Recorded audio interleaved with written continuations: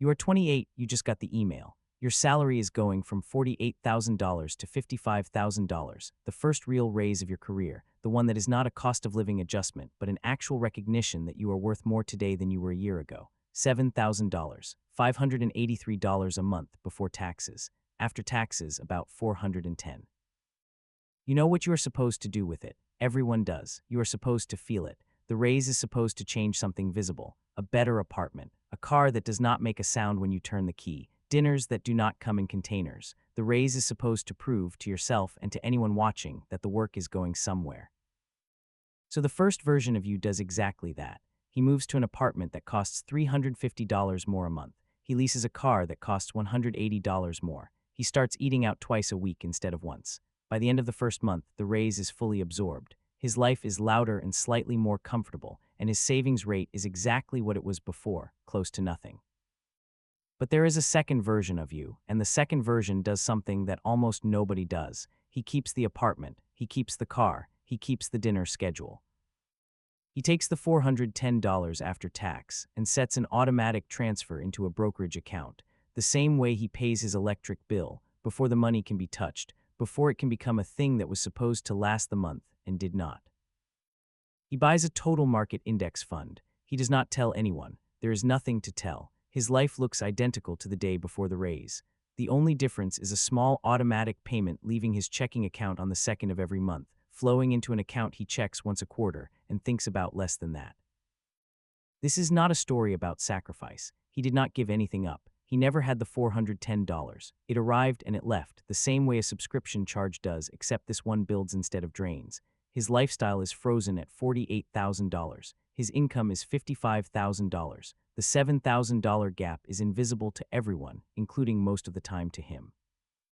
At 29, the account holds about $5,200. It is not impressive. It is not supposed to be. It is supposed to be automatic, and it is, and automatic is the only strategy that survives contact with real life, because real life is full of excellent reasons to spend and exactly zero reminders to invest. Then comes the second raise. He is 30. The salary moves from $55,000 to $63,000, another $8,000, another $660 a month before taxes, about $470 after. He does the same thing. The new raise goes to the brokerage. His lifestyle stays at $48,000. His total monthly investment is now $880. He does not upgrade the apartment. He does not lease the car. His friends who got the same kind of raises did both. Their lives look different now. His does not. He is the same person in the same apartment driving the same car, and the only thing that has changed is a number on a screen that nobody sees and nobody asks about. At 33, he changes jobs. The salary jumps from $63,000 to $75,000, the biggest single leap of his career. $12,000, $1,000 a month. After taxes, about $700. His monthly investment goes from $880 to $1,580. His lifestyle stays at $48,000. His friends throw a dinner for someone who just renovated a kitchen. He sits in a room that costs more than his entire year of rent, holding a glass of wine that someone else chose, listening to a conversation about countertops and backsplashes, and the contractor who kept not showing up. He smiles. He means it. He is happy for them. And on the drive home, the familiar feeling arrives, the one that says everyone is building something visible, and you are building something invisible, and invisible things do not count. He lets the feeling sit. He does not argue with it. He just checks the account when he gets home. It reads $78,000, $5 years of raises, 5 years of holding the line, 5 years of watching the lifestyle stay flat while the income climbed. $78,000 that nobody congratulated him for, that nobody photographed, that nobody mentioned at dinner. The feeling does not disappear. It just loses the argument with the number. At 35, the salary hits $82,000. Another raise, another $7,000 redirected. Monthly investment, $2,080. The account reads $148,000, $7 years in. He has contributed about $85,000 of his own money. The extra $63,000 came from the market. For every dollar he did not spend, the market quietly added 74 cents. At 36, a colleague buys a boat. Not a large one, but a boat. The photos are everywhere. The colleague earns the same salary. The difference is that the colleague spent every raise and then spent a little more, and the boat is the latest layer in a lifestyle that looks like success and is held together by monthly payments the way a levee is held together by sandbags. He does not buy a boat, he does not buy anything. He is 36 and his life looks exactly like it did at 28, except for one number on one screen that now reads $148,000 and is growing whether he watches it or not. The invisibility is the hardest part, not the discipline. Discipline becomes routine after the second year. The hard part is looking normal while building something that is not. At 38, the salary reaches $90,000. Total monthly investment, $2,580. The portfolio crosses $240,000. The compound returns last year were $19,000, almost the same as his annual contribution from the first two raises combined. The money is beginning to earn what he used to save. This is the inflection point, and it arrived faster than it would have for someone contributing a flat amount, because his contributions escalated with every raise.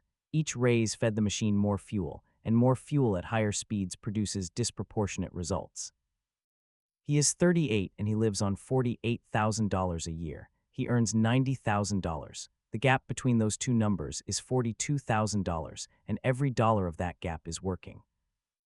At 40, the salary crosses $100,000 for the first time. He has been investing raises for 12 years. The portfolio reads $380,000. He has never made a single change to his lifestyle that costs more than the lifestyle he had at 28.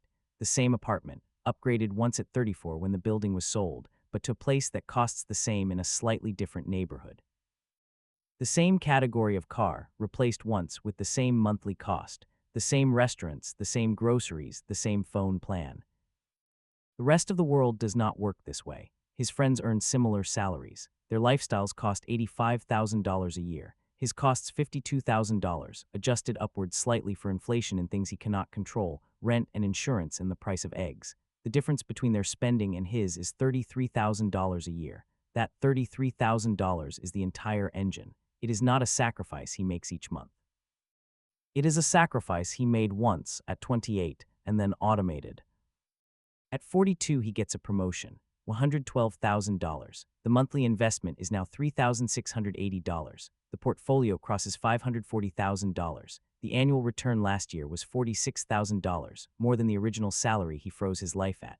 The money now earns a full salary on its own. He has two incomes and one lifestyle, and the second income does not require a desk or a commute or a performance review. This is the moment most people never reach, not because the math is hard, but because the raises get spent. Every raise is a fork. Left is visible, social, immediately rewarding and temporary. Right is invisible, solitary, delayed, and permanent. Most people turn left at every fork and arrive at 55 with a high income, a high lifestyle, and no savings. He turned right at every fork and arrived at 42 with a moderate lifestyle, a high income, and a portfolio that earns more than most people save. At 44, the portfolio crosses $720,000. He does something for the first time in 16 years. He increases his spending, not dramatically. He moves to a nicer apartment, one that costs $600 more a month. He does it not because the raise told him to, but because the portfolio told him he could. The $600 is less than 1% of his net worth. It does not change the trajectory. It changes the ceiling height and the light in the morning, and those things, after 16 years of the same walls, matter. The friends who spent every raise are now in a different position. Their lifestyles cost $95,000 a year. Their retirement accounts hold between $80,000 and $200,000, mostly from employer matches they never noticed. They will need to work until 65 because their spending requires their salary, and their salary requires their job, and their job requires their health, and health is the one variable that does not ask permission before it changes. He does not need his job. He stays because he likes the work and because the portfolio, at $720,000, is not yet at the number that lets him walk away without thinking about money again, but the distance between needing and choosing is already crossed. That crossing happened somewhere around $500,000, and he barely noticed because the number moved there the same way it moved everywhere else, silently, monthly, without an audience. At 47, the portfolio crosses $1 million. He has been investing raises for 19 years. He contributed roughly $520,000 of his own money. The other $480,000 came from compound returns.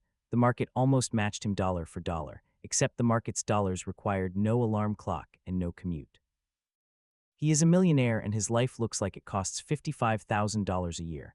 The word millionaire does not mean what people think it means. It does not mean a different life. It means the same life with a different gravity. Things that used to press down on him, a layoff, a medical bill, a car that dies on the highway, no longer press down. They are inconveniences. They used to be emergencies.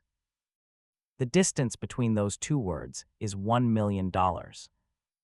At 50, the portfolio reads $1,400,000. The annual returns are averaging $110,000. He earns more from doing nothing than most households earn from everything. He retires, not because he is tired, because the number crossed the line where working and not working produce the same outcome, and at that point the decision is no longer financial. It is personal. He is 50, his friends are 50. They earn more than he ever did, some of them. They drive better cars, live in bigger houses, take louder vacations. They will work for another 15 years because their lifestyle requires every dollar their salary produces and a few dollars more. They are not wrong. They made a choice at every raise, and the choice was consistent, and it built a life they enjoy. But the choice did not build an exit. He has an exit. He built it with the money they spent, dollar for dollar, raise for raise, the exact same income distributed in a different direction. The total amount of money that entered his life and theirs was almost identical. The total amount that stayed was not. You are 28 again. The email is still on the screen. The raise is $7,000, which is $410 a month after taxes, which is the exact distance between the apartment you have and the apartment you have been looking at. It is also the exact distance between the portfolio you have and the one that starts compounding tonight. One of those distances closes a gap you feel right now. The other closes a gap you will feel at 50. The first one is loud and warm and solves a problem that is already fading. The second one is silent and cold and solves a problem you have not met yet but will, because everyone meets it, and the ones who spent every raise meet it with nothing but a salary that requires showing up. You set the transfer. The $410 leaves on the 2nd of the month. Your life does not change. That is the point. Your life does not change today so that one day it can change completely. On a Tuesday you choose, in a room you own, with nothing requiring you to be anywhere other than exactly where you are. The next raise will come. It always does. And when it does, you will have the same choice, the same fork, the same two directions. The path is always the same. The only question is how many times you are willing to turn right when everyone you know is turning left.